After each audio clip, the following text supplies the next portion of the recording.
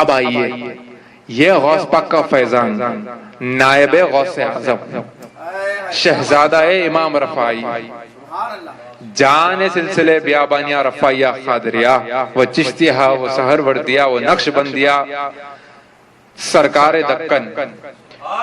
حضور محبوب سبحانی اختر افلاک عرفانی حضرت سید شاہ افضل بیابانی رفاعی القادری رحمت و رضوان، جس کی شان ایسے بیان کی گئی ہے کہ کوئی سوچ بھی نہیں سکتا تھا کہ دیکھیں ہمارے اور آپ کے دادا پیر کیا ہے، مرد قلندر ہے، اور آپ کی شان ایسے بیان کی گئی ہے، ہمارا آپ شان بیان کرتے ہیں تو بات الگ رہتی ہے۔ جب ولیوں کے سردار غوث اعظم میر میراں پیر پیراں شاہ جیلاں ہم بے قصوں کو نوازنے والے، ہم غلاموں پر نظر ڈالنے والے، دیکھیں کہ غوث پاک کی اور ان کے محبوب کی شان کیسی ہے۔ شاہ افضل بیابانی رحمت، جس کو ہم دادا پیر کے نام سے جانتے ہیں، جب دادا پیر کی نظر ہم پر پڑ جاتی ہے تو دیکھیں آپ کی نظر کو عام نظر نہ سمجھیں، کیونکہ دادا پیر کی ہر ادا میں ایسے کرامتیں ہیں کہ دیکھیں دادا پیر اگر چلے تو وہ کرامت ہو گئی، دادا پیر اگر کچھ بولے تو کرامات ہو گئی، افضل نے اگر کچھ اشارہ کر دیا تو مردہ زندہ ہو گیا، افضل نے اگر پتھر پر اشارہ ڈالا تو پتھر سونا ہو گیا، افضل نے ایک مرتبہ سجدے میں جو چلے گئے تو ایسے خدا کو راضی کیے کہ واقعہ دیکھیں کیا پیش آیا۔ یوں تو ہر ولی کو سرکار غوث اعظم کے دربار میں اپنے آپ کو روحانی طور پر حاضر کرنا رہتا ہے ولایت حاصل کرنے کی خاطر، مگر وہ ایک ہی ذات ہے جس ذات کو ہم افضل بیابانی کے نام سے جانتے ہیں کہ دیکھیں کہ کیا واقعہ پیش آیا۔ جب شاہ افضل بیابانی رحمہ دادا پیر سرکار قاضی پیٹ سے کچھ ہی میل دور، کچھ کلومیٹر دور پر ایک پہاڑ موجود ہے جس کو بھٹ پلی کا پہاڑ کہا جاتا ہے، سرکار دادا پیر اس پہاڑ پہ بیٹھ کر آپ وہاں پر عبادت میں مشغول تھے۔ ہمارا آپ آج صرف 12 منٹ کی نماز پڑھ سکتے ہیں، وہ بھی صحیح طریقے سے نہیں پڑھ سکتے۔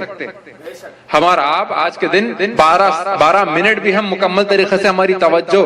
جو کر سکتے ہیں وہ ہمارے سراخوں پر، ان کا ادب ہمارے سراخوں پر، مگر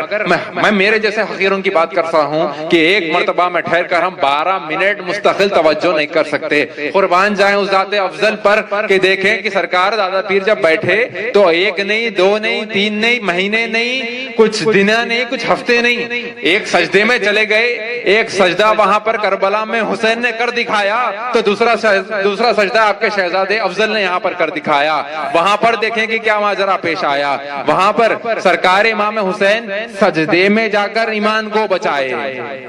یہاں پر آپ کے شہزادے حضور محبوب سبحانی دادا پیر سرکار سجدے میں رہ کر ایمان کو پھیلائے۔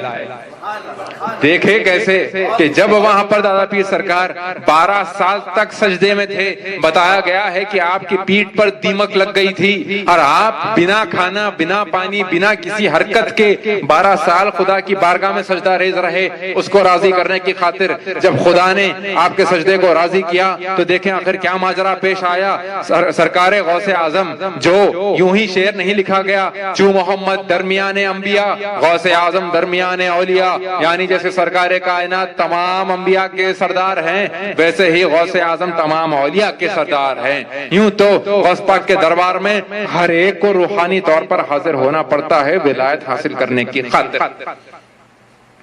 مگر جب محبت کوئی افضل جیسا کرتا ہے، جب عشق کوئی افضل جیسا کرتا ہے تو ایسے کھینچے آتے ہیں کہ غیر ایمان میں داخل ہو جاتا ہے۔ بت پرست جشن میلاد منانے لگتا ہے، کیوں میاں؟ بت پرست جشن میلاد منانے لگتا ہے۔ جب جشن بیابانی منایا تو ٹھہر کر ایک ساتھ ان کا مجمع ایمان پڑھنے لگتا ہے، مگر یہاں پر کیا چیز پیش آئی دیکھیں، جب اللہ رب العزت سرکار افضل بیابانی سے راضی ہوئے تو آپ کیا کرے؟ آپ حکم دیتے ہیں، آپ فرماتے ہیں کہ اے غوث تمہیں سارے ولیوں کی سرداری ہم نے دی ہے۔ یوں ہی نہیں کہا گیا نا، غوث پاک کا قدم تمام ولیوں کی گردن پر ہے، تمام ولیوں کی گردن پر ہے۔ دیکھیں کہ اس وقت اللہ رب العزت نے غوث پاک کو کیا حکم دیا، کیا حکم دیا؟ کہا کہ اے غوث،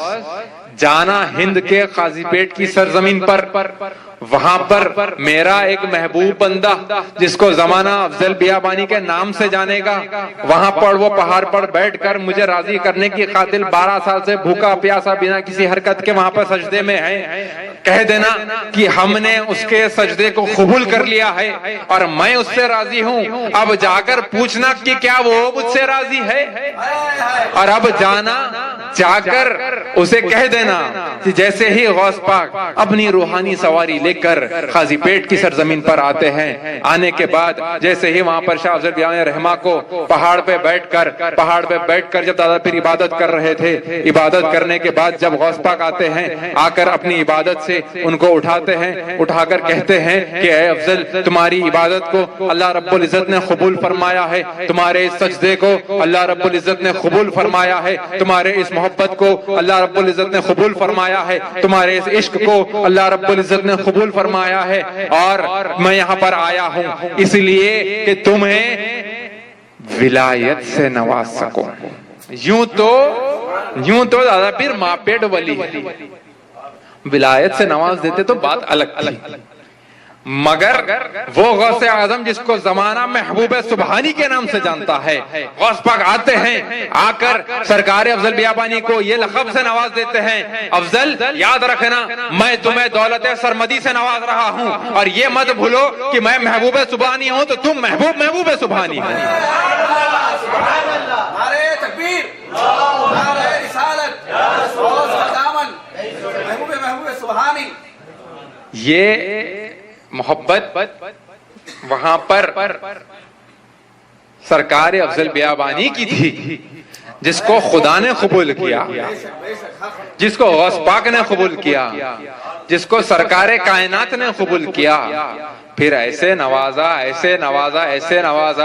کہ سرکار شاہ افضل بیابانی رحمہ جب چل رہے تھے تو آپ کے قدموں کو دیکھ کر لوگ کلمہ پڑھنے لگے،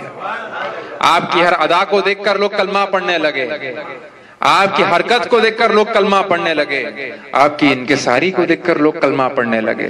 آپ کے نظروں کو دیکھ کر لوگ کلمہ پڑھنے لگے، آپ کی بولی کو دیکھ کر لوگ کلمہ پڑھنے لگے، آپ کے اخلاق کو دیکھ کر لوگ کلمہ پڑھنے لگے، آپ کے کردار کو دیکھ کر لوگ کلمہ پڑھنے لگے۔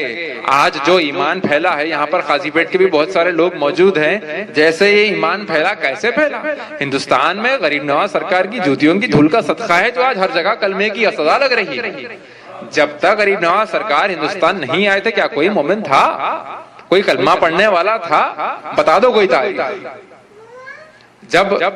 ایسے واقعات بزرگان دین کے ساتھ پیش آئے، یہی واقعات رہے جس کو دیکھ کر لوگ داخل اسلام ہوئے، جس کو دیکھ کر لوگ داخل اسلام ہوئے۔